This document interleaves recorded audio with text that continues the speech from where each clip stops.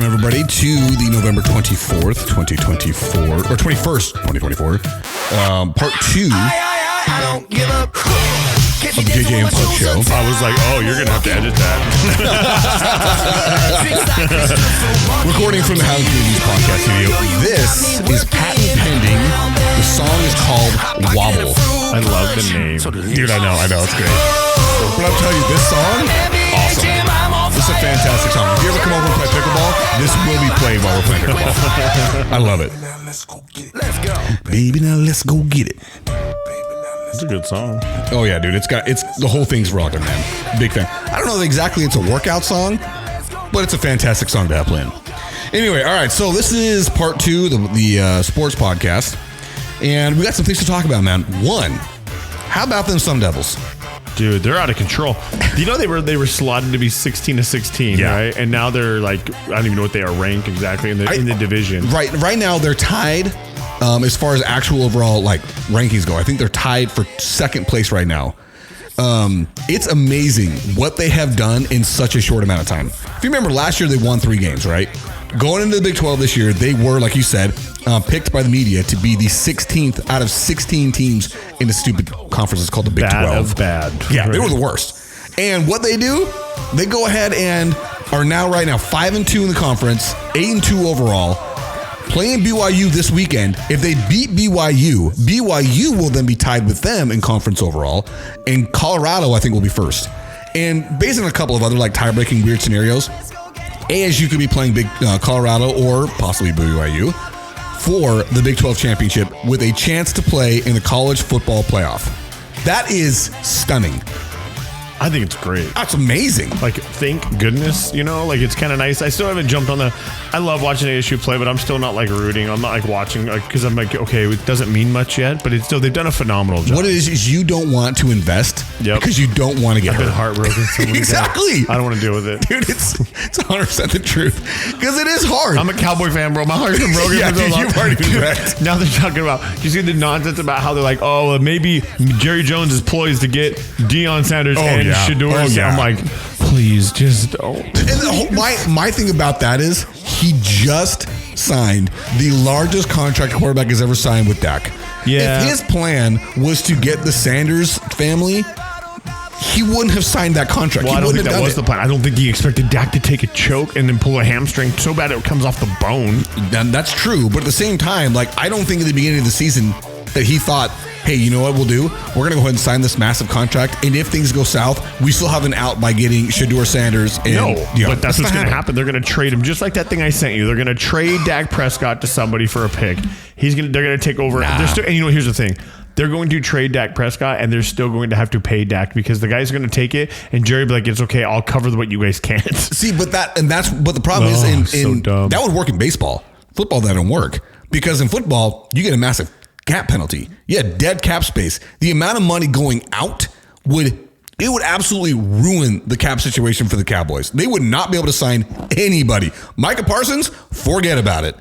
You're not letting Michael Parsons walk. You better not. There's no way. No, he's the best defensive player you've had since Deion. Yeah. I mean, am I wrong? No, I'm trying to think of. No, you're probably right. I mean he's having a great year. Was really good. He was very good. He just injury prone like a fool. But you're not going to. That's the last problem with the last 2 linebackers we've had. That's Zach Shonley and Leighton Vander Esch out of Boise State. Bro, he was such a good middle linebacker. Just phenomenal, but they can't stay healthy. Yeah, and that's an unfortunate fact. But I think, and again, I could be wrong, but I really look at it and say the best defender you guys have had since Deion is probably Micah Parsons. No, yeah, I'm trying to think of there's not somebody else I can think of. Now, Micah Parsons has a good chance to screw it, and because he's having a bad year, he is. Well, but the entire defense is having a bad year. They are, but the problem is they know. That's the thing about the NFL. To be good consistently, you have to be really hardworking. You have to have so much confidence. Right. And the problem is because Micah Parsons was phenomenal last year, but you can't think that this year you're going to have that same way. Basically, I feel like as Micah Parsons, you need to work harder. Yeah. Because now they know who you are. They know how fast you are. And you're in the NFL. Everybody's fast. Everybody comes hard. Yeah, everybody's great. So they're going to adjust to you. The good ones can't figure it out. The great ones still figure out ways to be good, and he needs to figure it out, or he's going to go down as one of those guys that was really good but never just come over the mark. I still think his talent is too good, too much to do that. I mean, it's fully within his capability to screw it, but I don't think he will. I think I gave the defense a huge pass in the beginning, thinking that, hey, they're still trying to figure out Mike Zimmer's scheme. Yeah, but at this point, it's like more than half the season's over. I'm sorry, guys. You're just devoid of talent, I guess. Because they let some guys in the defensive line go, like Jonathan Hankins. Wasn't your defensive tackle last year? He ain't there anymore. And he's a legit run stuffer. Well, let's get back to the Cowboys later. I had them a little bit later. But going back to the Sun Devils, I just want to make sure that we give a whole lot of credit to what's going on in Tempe. If you were to contrast that with what's going on in Tucson, the Wildcats have absolutely crapped the bed. They were picked, again, preseason poll, to be second. Such a swing. Oh my gosh, in a massive swing. And the thing about ASU is they're not doing it with like insane offensive output or a dominating defense. They're just winning when they have to. They're playing good defense when they have to. Yep. Cam Scadaboo has got to be like, he's probably my favorite college running back since ASU's ever had. And that's not the whole Arizona. But I think really he's my favorite running back ASU's ever had. The way he runs, it's like mini Mike Allstott. It's so fun to watch him play. And Sam Leavitt might be the best quarterback they've had if he continues on this trajectory since Jake Plummer. I'm not including Jaden Daniels in that because when he was in Arizona, he had a good freshman season, a really bad sophomore season, and he looked to be getting worse every minute. Thank you. Oh my gosh. We play to win the game. That guy what a freaking jerk what he did to ASU. Just an absolute dude. I can't believe that we have gotten to where we're at right now. Kenny Dillingham has done such a great job recovering from the massive mess Herm Edwards left. Good on you, Kenny. Thank you for bringing some pride back to the Sun Devils. And I got that out of my, no. You have anything else you want to say? No. No, it's fine. Hey, once you start to invest, you're going to love it because I know they are a fun team to watch right now. It's not that I'm a bandwagon person. I just don't want to invest yet. But I'm getting there. They're 8-2. Listen, dude. When we get to talking about the Suns, that's exactly what I'm going to say. I watch, but they're a tough watch right now. I was almost going to go to the Lakers game on Tuesday. Oh, yeah? Yeah, but my buddy had tickets. I thought he could get us tickets. And it's just, his buddy's like, it's too much. Like, he could sell them for way more. He can pocket $1,200. Oh, yeah. Why would I sell them? I don't care enough. I don't care enough. We'll go to another game. Yeah. Sell enough. Sell them off. But it really is one of those things like, dude, watching the Suns right now, it's a tough watch. Because, one, they're not healthy. Devin Booker, I think his legs aren't underneath him yet. And I think the Olympics may have done something with that where you just didn't get the normal rest you normally get. And maybe I'm making excuses for him. I don't think I am. I think I'm telling the truth, but he just doesn't look right yet. And him doing it all alone, it's not working at all. They need Bradley Beal and or Kevin Durant there. He can't be by himself because the role players he has around him are role players. They are not starting like difference makers. They are great role players. And when you have one guy, Devin Booker, the defense can just focus in on this guy. It makes it a lot harder. It makes it almost impossible. So that's a no-go for that. So that's a tough watch right there. Here's a question for you. If you have two legitimate MVP candidates on your team, can either one of them be the MVP? Like, how do you pick? Okay, so this is a conversation that happens all the time in baseball. If you have two great players on a team, neither one of them, they can't win the MVP because they're two great players. How could they be the most valuable if they're both lifting their team to, astounding heights? Like, you can't do that. And this is the question I ask specifically. Yeah, let's take a who. Lamar Jackson and Derrick Henry. Oh. How can either one of them be the MVP when they're both historically doing ridiculous things? Well, and you're both, the reason why one is successful is because the other one is. Because Derrick Henry definitely takes a lot of pressure. You can do co-MVP, can't you? No. I mean, has it been done before? I know it's been done in like Kurt Schilling and Randy Johnson were co-MVPs in the World Series, but not, on the season. I don't know. I don't think you could do that. Maybe you can. Have you tried your camera yet, by the way? If I tried my what? Camera? It's off all the way. Oh, yeah. See if it'll start doing it now. Now we're about 10 minutes in. But I just don't think that if Lamar Jackson wins a third MVP, it will 100% be because, one, he had a great season, but two, because of the pressure taken off of him by Derrick Henry. And if Derrick Henry wins the MVP, which hard to say he's unworthy, it will be because the amount of pressure taken off of him by Lamar Jackson. Because they're both huge weapons. So to me, it's like, you almost got to like take them both out of the conversation. They can't be the MVP, either one of them. It's got to go to someone else like Josh Allen, who came through and beat the Chiefs. Came through. Did you see the final play? Through somebody on fourth down. Fourth and 2. I think I can record. Oh, sweet. Yeah, let's get that going. 4th and 2. This guy iced it. Iced the game over the previously undefeated Kansas City Chiefs, man. That's MVP stuff. Oh, for sure. Not to mention, he ran through somebody. Dude, it was like, Shalay's watching the game with me. Her new thing recently has been to watch like full games with me. She's never done this before in our marriage. This season, she's watched like, I don't know, 10 games from start to finish with me, which is really cool. Yeah. But she's like, did he do that on purpose? It almost like it was like an accident because the way he was like pinballing all the way to the freaking end zone for 30 yards on 4th and 2. Yeah.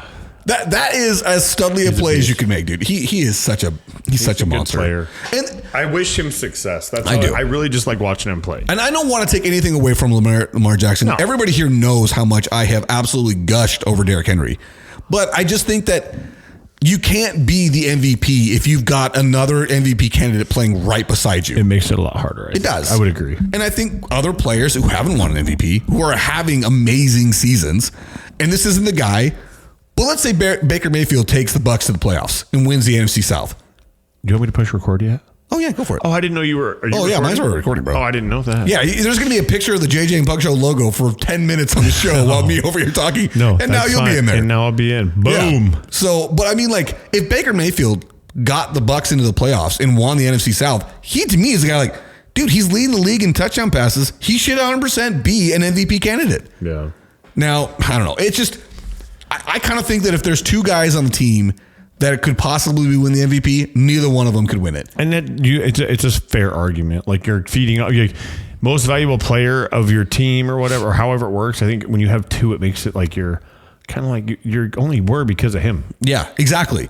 And we know that's not true because we know both Derrick Henry and Lamar Jackson are great individual players on their own. Did Derrick Henry ever win on his own? No. So maybe they give it to Derrick Henry instead. And I would actually be okay with that. I think the last... He earned it. I think the last 30 non-quarterback... years old running through the freaking NFL right now like he's a 20-year-old kid. He's running through it like butter, man. It's insane to me how good he is this year. Because the NFL's soft, bro. But I think the last running back or the last non-quarterback to win the MVP was Adrian Peterson in 2012. So it's been some time. And I would be okay with... Who then tore his ACL afterwards, so maybe you don't want to win? He was one before. Oh, was it before? It was, because remember, he tore his ACL the year before, and he came back in record time and wrecked the NFL when people were like, dude, he's a freak. Much. He was so He's cool. a freak. He was fun to watch. He was. In his heyday, dude, he was absolutely on top of it. And speaking about being on top of it, that's a great segue, right? Rarely do I have a great segue. It's usually like, let's talk about something else for a second. But speaking of on top of it, the Detroit Lions. Dude, I'm sorry, but I will never own a Detroit Lions jersey, but man, I want to root for them. Dude, if my team does not make the playoffs, there is no team I'll be rooting for more than the Lions. Yeah. Well, the Cardinals aren't going to make it. So they'll make the playoffs. They'll get there. I'm just kidding. They're actually playing really well. They're playing really well. But it's still early. Don't want to get hot too soon. Hey, we're talking baseball. I know, man. Arizona curse, bro. Speaking of that, like if that was the case in the NFL, then you could look at a lot of teams that peaked too early, right? Like, yeah. But the Chiefs. I think the Cardinals are peaking at the right time. They started 2-4. They're 6-4 now. Like, that's a 4-game win streak. That's good stuff. And we're going to Seattle this week after the bye. Things are looking good. I'm not going to count my chickens before they hatch, though. But I think the Detroit Lions, if they're not the best team in the NFL right now, they're tied with whoever you want to say it is. I don't know who you'd say it is right now. I don't know either. The Chiefs have won off of some random... Yeah, they haven't blown anybody out. They haven't done it. You're not convincing me they're better than Detroit. Detroit's just won. Dude, they won 52-6. 52-6. In the NFL. In the NFL. And what did they do to the Cowboys? It was like 42 to something, right? We don't need to talk about it. Well, I'm not trying to... Why you got to bring it up? What I'm saying is they have scored... I think they've scored 50 points twice this year. That's crazy. I think you're right, actually. They scored 40 on the Cowboys. Yeah, I think it was 44-19, right? Yeah, was that the final score? It was something stupid. Yeah, because... I've kind of forgot about it because I don't like it. Well, it's hard to handle. But, dude, the Detroit Lions right now, it's not just that they are playing this way. in front of nobody. I mean, out of nowhere. Like, they've been consistently getting better all season long. And they're doing this after they lost their best defensive player in Aiden Hutchinson. They're unreal. They won a game in which their quarterback threw 5 interceptions. That should never happen. That should be impossible to do.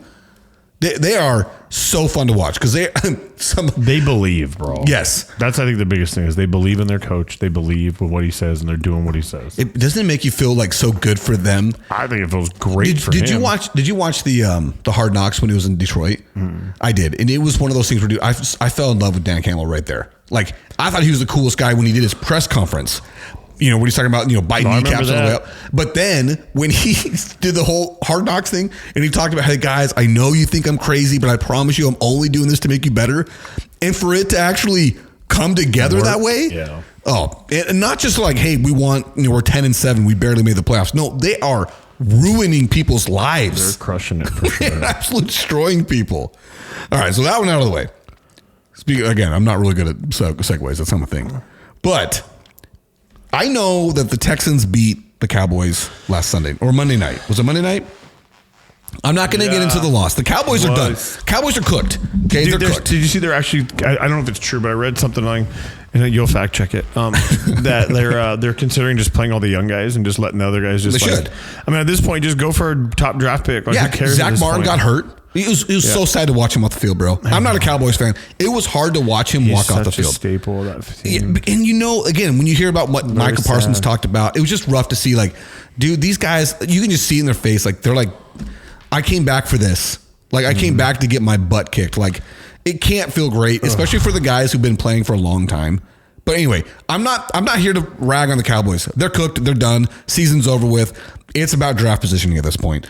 The whole reason why I'm saying that is because there were multiple times that when I watched CJ Stroud play last year, he was really good.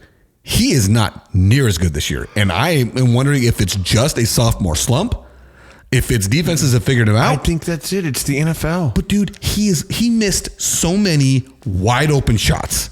Like, just bad throws. That's almost, maybe it's you have success at such a young age and you're yearly that you get a little arrogant. Yeah, maybe you need a sophomore slump to show you, like, dude, you're missing wide open throws. Like, you're not as good as you think you are because you stop working. Yeah, and he's still good.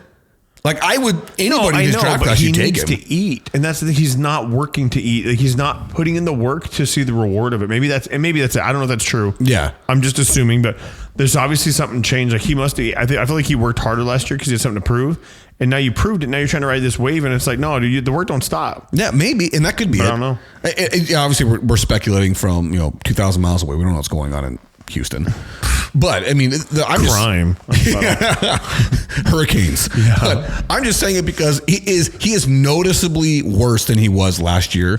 And I know the reason why a sophomore slump is a phrase because it happens a lot. But man, it is very noticeable with him. And the Texans aren't near the same team they were last year. Not even close. Maybe some of it's also because they were such a surprise last year. That we just kind of like coaching people. Like, I think coaching changed a little bit with them. Like, people you can coaching against them. I think they worked. It's the NFL, dude. You're only going to be good at something to be really good. Like the Patriots. If you think about the Patriots and their dynasty, it's insane. It's really impressive because it's insane because teams don't do that. They don't make it back to the playoffs or the undefeated seasons or whatever back to back. Right. The Chiefs are kind of doing it right now, which is a token to Andy Reid, which is incredible. You know, but. It's the NFL. Like, everybody's so good that, like, you should be having games or seasons like this that are up and down because you can't use the same scheme twice. And the problem is, like, guys like Bill Belichick and now Andy Reid, they figured out ways to probably make minimal changes, but it just makes formations look different. Yeah. And they're not able to catch it. I don't know. No, and I think you got a point to it because one of the things that's so rare in the NFL are dynasties. Like, they don't exist because the NFL is designed as a league for quick turnarounds, right? Teams come up and down quick in the NFL. There's almost every single year, there's a team that finished last in their division last year that will finish first in their division this year. One of those candidates this year, by the way, Arizona Cardinals. I'm just saying it. I'm not saying it's going to happen. I'm just, right now, they were last. They're in first. Just leave it there. Why did we get a deeper voice when we're talking about kind of whispering it? I don't want to. Oh, wait. Don't want to jinx anything. Just, so, but whisper it with a deeper voice is the way it works. Yeah, right. But I think you're right. I think it has a lot to do with it. Probably it's just a matter of being discovered a little bit.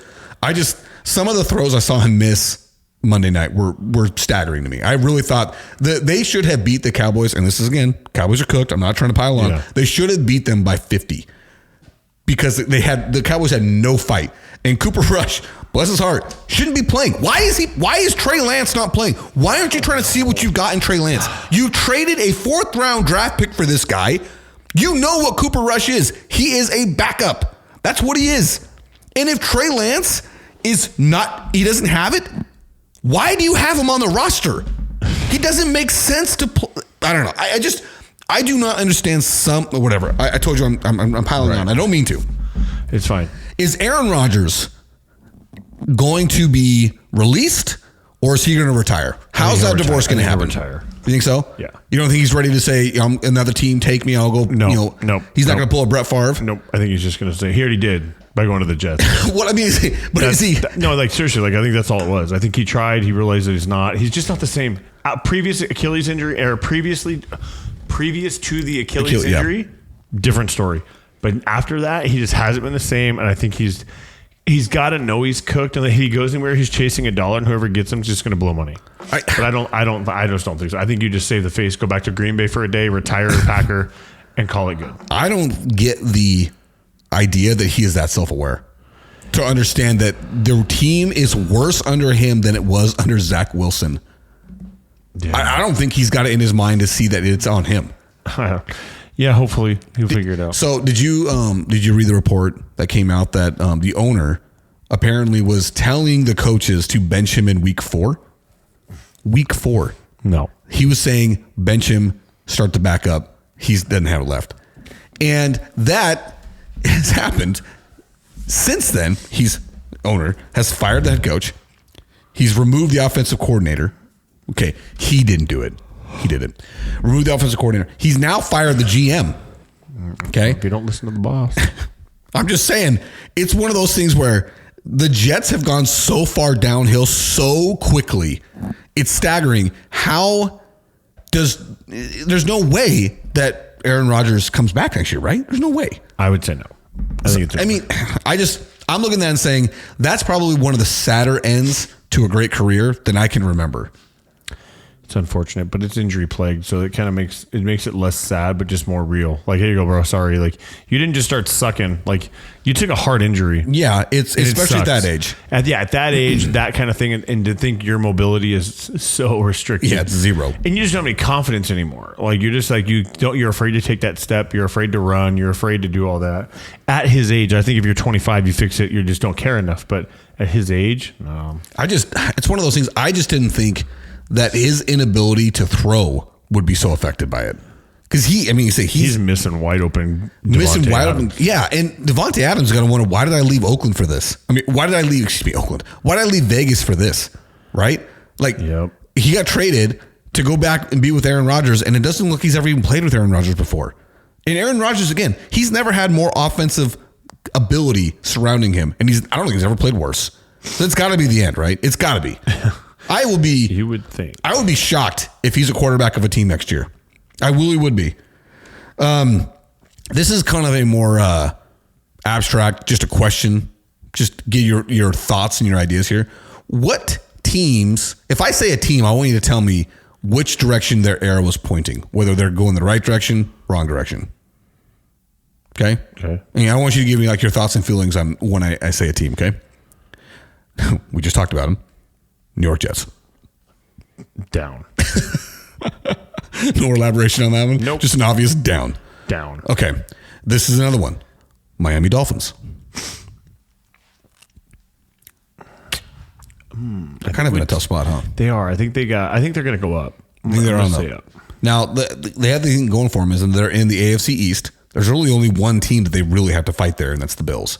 And I was going to say where the Bills are at because I think we would both agree that the Bills arrow is definitely pointing up, right? Yeah. And